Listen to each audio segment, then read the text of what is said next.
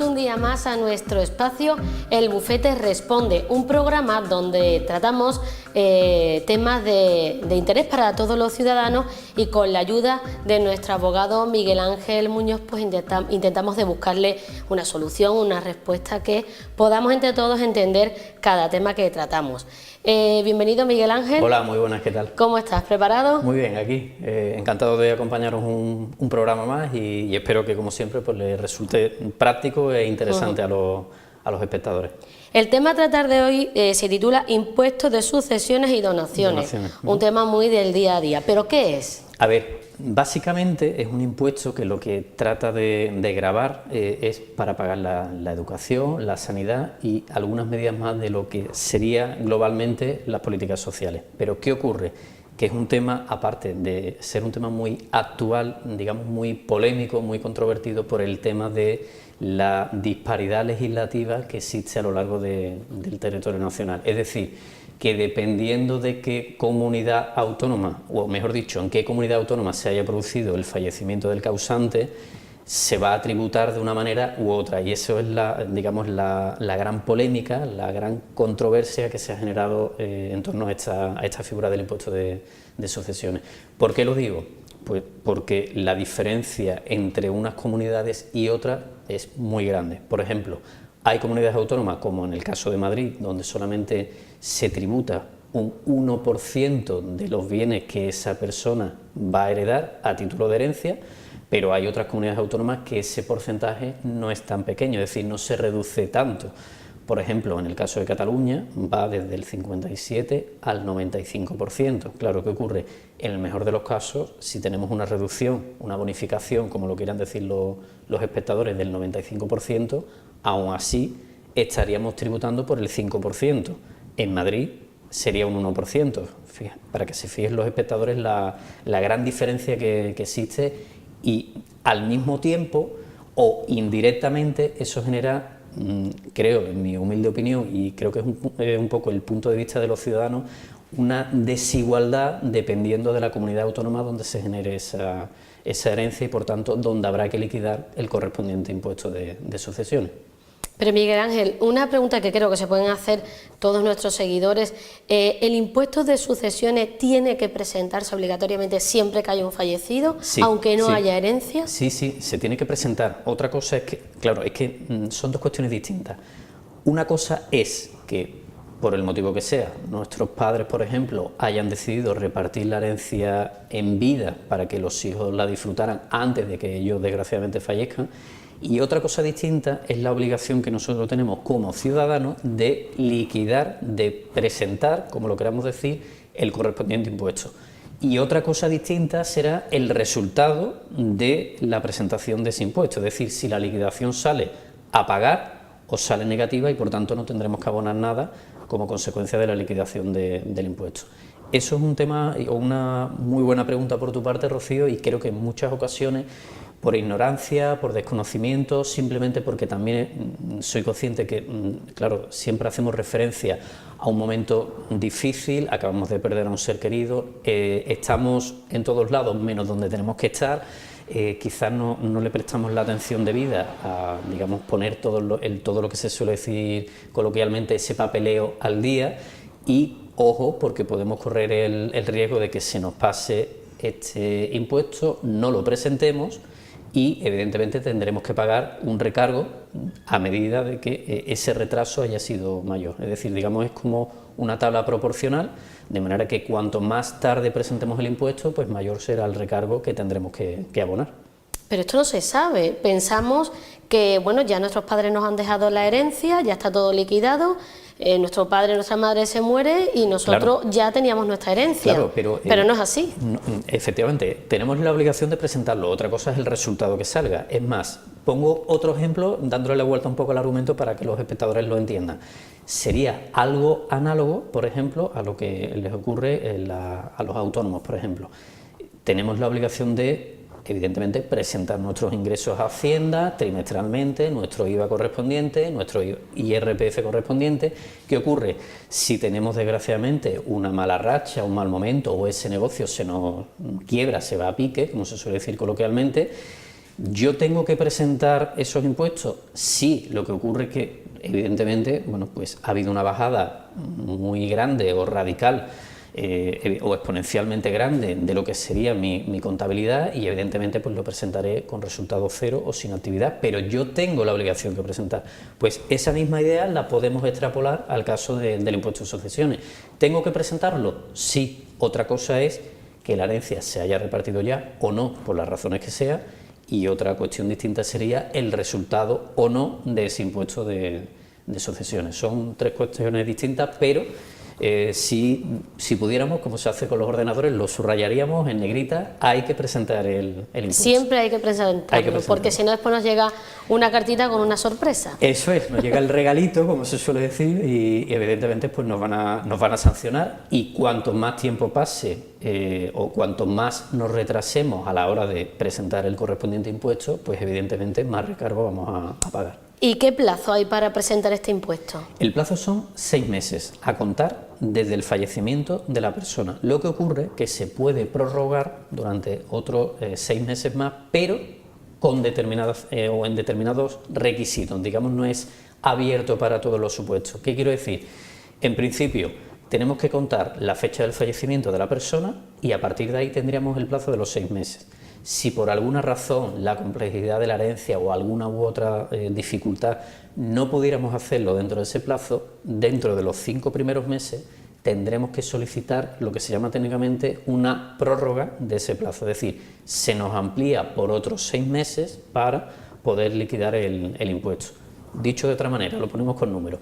Si, por ejemplo, mi padre o mi madre fallece en junio, pues evidentemente yo voy a tener hasta diciembre de ese año para poder liquidar el correspondiente impuesto.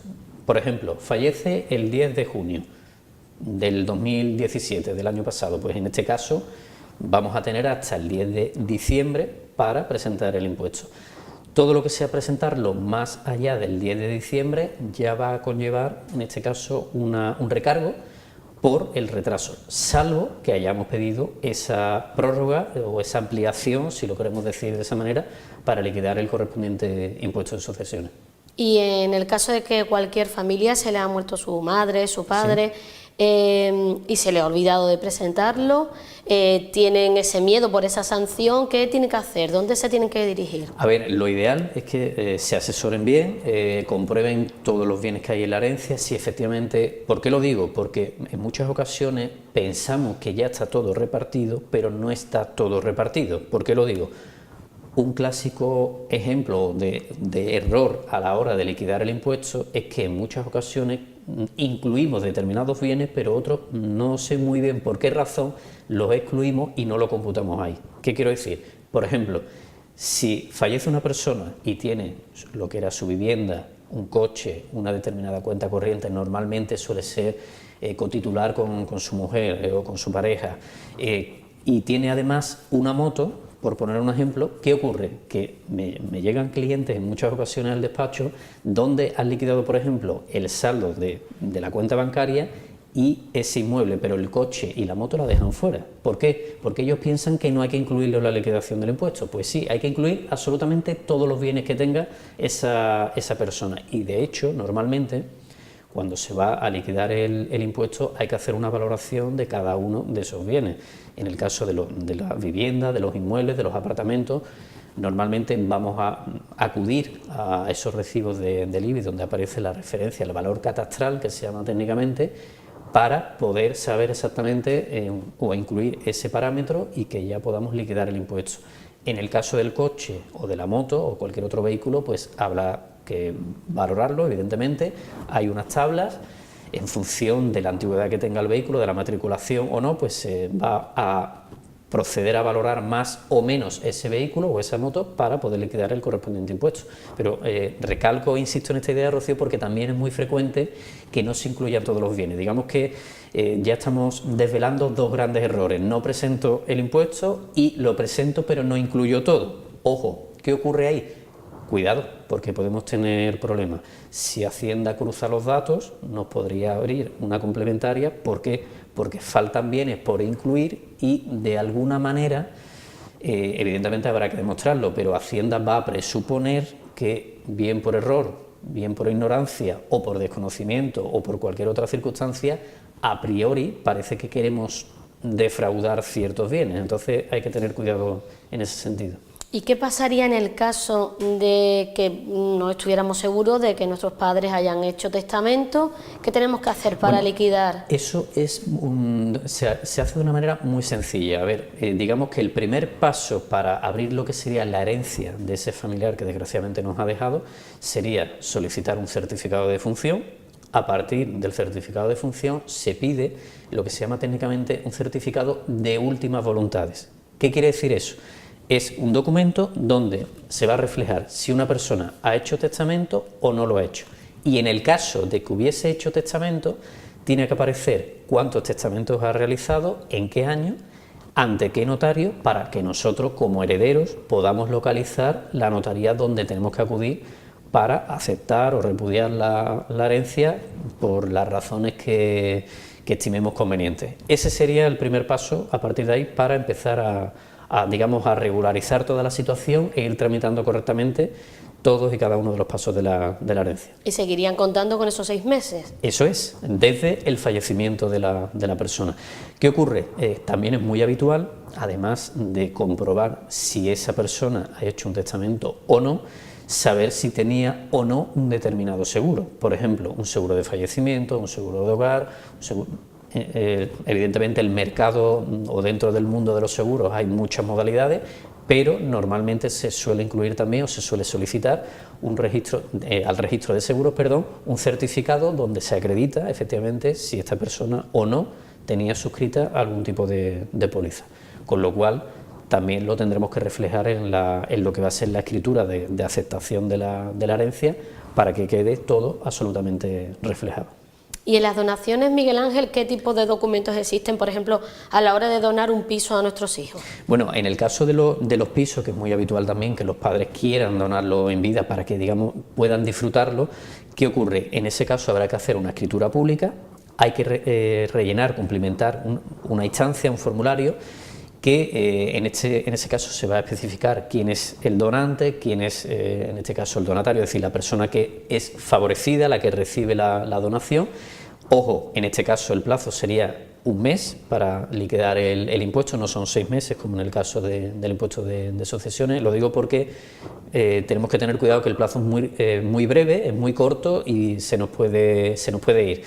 Y además de eso, ¿qué ocurre? Que en ese caso, como normalmente la mayoría de los casos estamos hablando de bienes inmuebles, en esa escritura también se suele incluir algún recibo del IBI para de alguna manera identificar el inmueble y además saber la valoración real por el valor catastral que yo comentaba anteriormente hace unos minutos, precisamente la cuantía que tiene ese piso que se va a donar y por tanto poder cuantificar cuál es la cuota que nos sale a pagar o no en esa liquidación del impuesto de donación. Y en el impuesto de sucesiones, Miguel Ángel, ¿cuál es el tope? Bueno, ahí sí tenemos que darle una gran y una muy buena noticia a los espectadores, en el sentido que ha habido una reciente reforma. Desde el pasado mes de enero se ha elevado la exención hasta 1 millón de euros. Es decir, ¿qué ocurre? Y si me lo permite, Rocío, vamos a contar un poco la evolución para que se vean un poco los cambios que ha habido en este impuesto.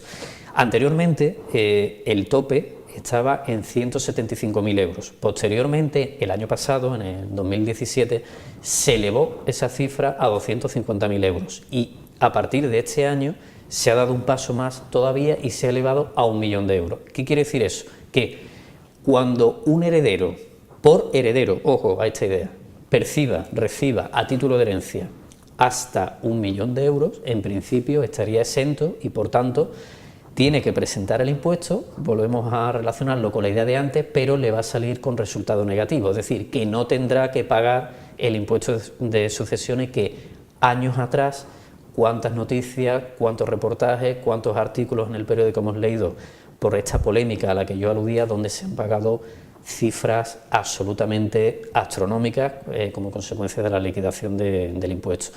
Y al mismo tiempo se generaba en los ciudadanos, digamos, un cierto sentimiento de injusticia, de desigualdad, de desánimo, porque se veía como, ¿por qué yo tengo que pagar 2 veces lo que ya pagaron mis padres en vida, ¿no? Pues sí, realmente es una injusticia, pero precisamente gracias a este clamor, a esta polémica social, se ha ido poco a poco dando pasos en la solución del problema y, como digo, se ha elevado a 1 millón de euros, que ya es una cantidad importante. Importante. Miguel Ángel, ¿se te dan casos como este, supongo, en el despacho todos los días? Muchos, y además el tema de la gerencia a mí particularmente me gusta mucho, pero también es verdad que suelen ser temas bastante complejos desde el punto de vista jurídico y también complejos porque suelen, digamos, acarrear una serie de problemas colaterales o añadidos a lo que es propiamente dicha la tramitación de la herencia. Y evidentemente pues nos da a la mayoría de los abogados, y estoy seguro que los compañeros de profesión se van a sentir identificados con lo que estoy diciendo, más que un dolor de cabeza nos da. Y luego, aparte de todo eso, estaría una segunda cuestión, y es que en muchas ocasiones, por el motivo que sea, los propios herederos no aceptan lo que quisieron sus padres. Entienden que, bueno, pues que un hermano ha salido favorecido, que él no, que se le ha discriminado, y ahí también entramos en otro tipo de guerra, en otra batalla diferente, vamos a llamarlo así, que suele ser un poco el pan nuestro también de cada día. Os convertí un poco en psicólogos también. También, la verdad es que en muchas ocasiones somos abogados, somos psicólogos, también somos comerciales a la hora de tratar con el cliente. Evidentemente tiene que ser un trato muy cercano, o por lo menos es mi forma en particular de trabajar, y evidentemente con muchísima responsabilidad, porque estamos jugando con los intereses de una persona, y evidentemente el cliente es lo más importante para nosotros, al igual que en un establecimiento o en una tienda, pues exactamente igual. Pero existe mucho desconocimiento sobre este tema entre la población. Muchísimo, tanto en el caso del impuesto de sucesiones como en el caso del impuesto de donaciones, qué trámite tenemos que hacer, qué documentación, qué plazo tenemos para hacerlo. Como tú muy bien apuntabas antes, Rocío, no hace falta liquidarlo, sí hace falta liquidarlo, hay mucha ignorancia y mucho desconocimiento.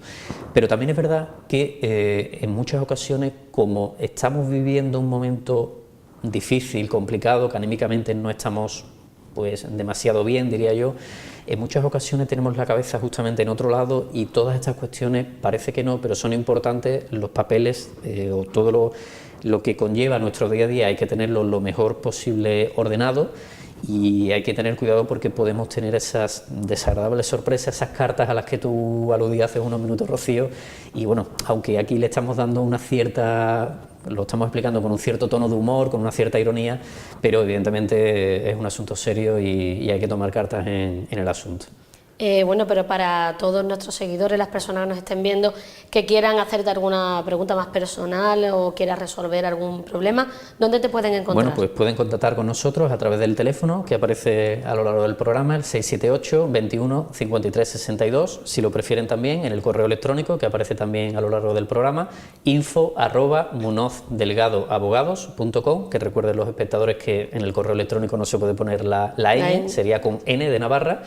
Y si lo prefieren también, personalmente, que pidan una cita en nuestro despacho en la calle Vázquez López, número 10, entre planta C, muy cerca del Gran Teatro de Huelva. Pues en el programa anterior recordábamos este correo electrónico info@munozdelgadoabogados.com para recibir las preguntas de los seguidores del Bufete Responde sobre el tema a tratar de hoy. De esas preguntas cogemos dos, en este caso una de Sergio y otra de Lola. Sergio nos decía, ¿cómo heredar sin pagar impuestos? Bueno, depende de qué tipo de herencia estemos hablando, es decir, ¿se puede dar el caso que no paguemos impuestos?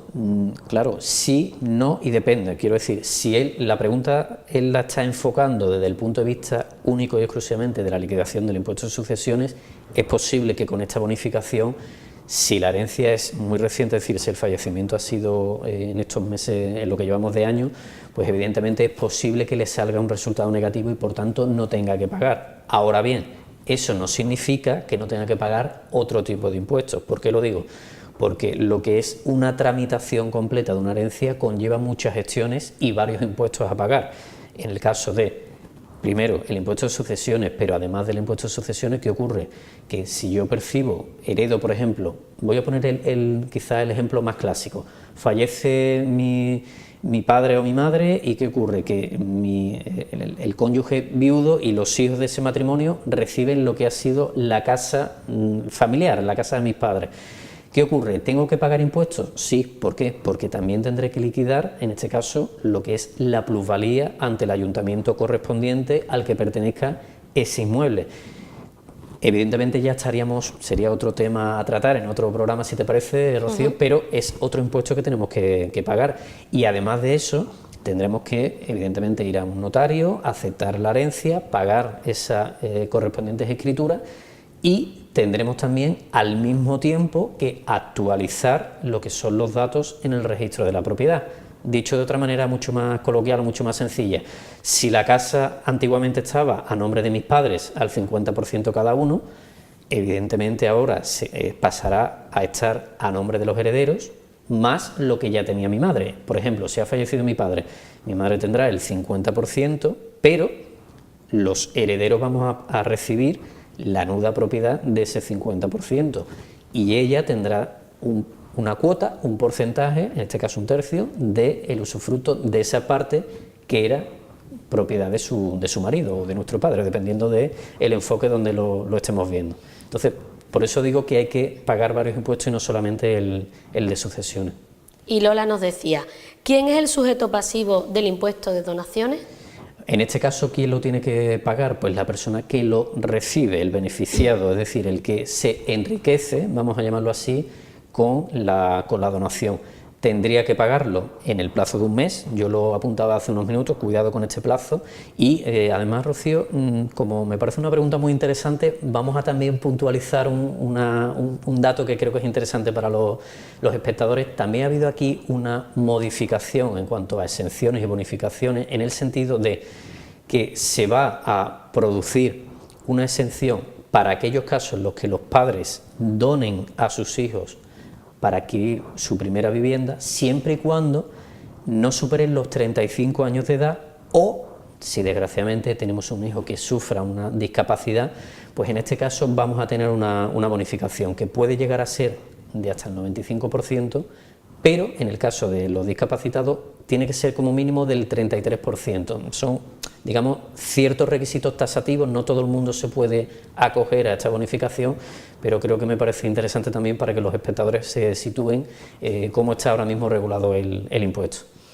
Pues informamos, si te parece, del programa de la semana que viene, lleva el título de Usufructo. Ya saben, cualquier pregunta al respecto de este tema, pues pueden enviarla a info@munozdelgadoabogados.com. De ahí la rescatamos y en el próximo programa pues nuestro abogado pues le dará respuesta.